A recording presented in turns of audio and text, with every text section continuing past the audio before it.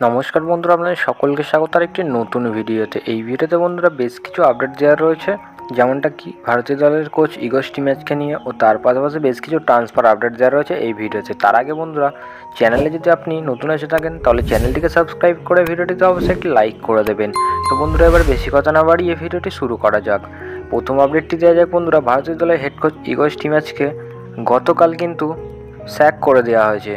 যেমনটা কি শোনা যাচ্ছে, এবার ভারতীয় দলের হেড কোচ হিসেবে ইগর স্টিমেচকে বিদায় জানানোর সিদ্ধান্ত নিলে কিন্তু সর্বভারতীয় ফুটবল ফেডারেশন। তবে বন্ধুরা, প্রশ্ন হচ্ছে এবার কে হবেন নতুন কোচ। এক্ষেত্রে গত কয়েকদিন ধরে বিভিন্ন সূত্র মাধ্যম একাধিক ভারতীয় কোচের নাম শোনা গেলেও তা এখনও চূড়ান্ত হয়নি। তবে বন্ধুরা, যতদূর শোনা যাচ্ছে যে কোনো ভারতীয় ফুটবল ম্যানেজার হাতেই দায়িত্ব দেওয়া হতে পারে ভারতীয় দলের কোচ। তো বন্ধুরা, এখনও পর্যন্ত কারো নাম জানা যায়নি। তবে বন্ধুরা, আশা করছি আমাদের কোনো আইএসএল খেলানো কোচকেই দায়িত্ব দিতে পারে ভারতীয় দলের কোচ হিসাবে।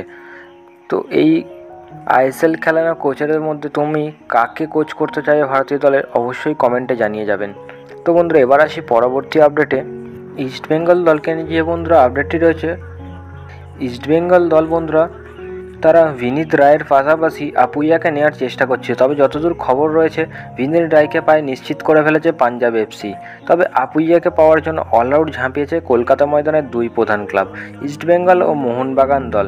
তবে হিসাব অনুযায়ী আগামী বেশ কয়েক মরশুমের জন্য চুক্তি রয়েছে কিন্তু মুম্বাই সিটি এফসির সাথে আপুইয়ার। তো স্বাভাবিকভাবেই তাকে পেতে গেলে কিন্তু বিরাট অঙ্কের ট্রান্সফার ফিও দিতে হবে দলকে। তাই বিশেষ সূত্র মারফত জানা গিয়েছে যে দীর্ঘমেয়াদী চুক্তির জন্য কিন্তু তাকে চূড়ান্ত করার জন্য সব কিছু মিলিয়ে প্রায় 17 কোটিরও বেশি খরচ করতে হবে ক্লাবকে।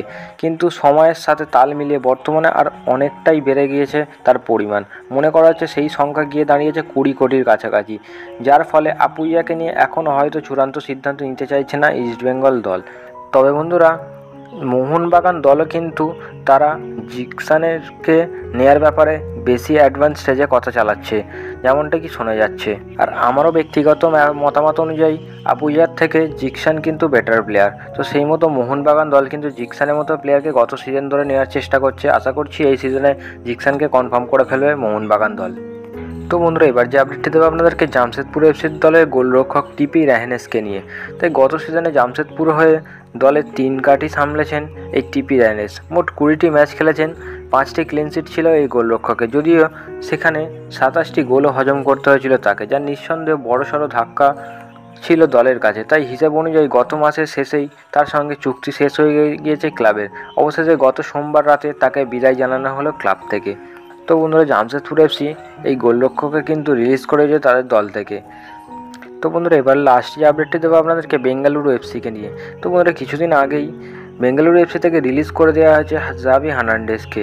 তো সেই সুযোগ কাজে লাগিয়েই এই স্প্যানিশ ফুটবলারকে দলে টানার কথাবার্তা নাকি শুরু করেছিল পাঞ্জাব এফসি। তবে বেশি দূর এগোয়নি সেই কথাবার্তা, কিন্তু নতুন সিজনের জন্য তার কাছে আইএসএলে একাধিক ক্লাবের অফার থাকলেও শোনা যাচ্ছে যে ভারত ছেড়ে এবার বিদেশে লিগে খেলতে যেতে পারেন তিনি।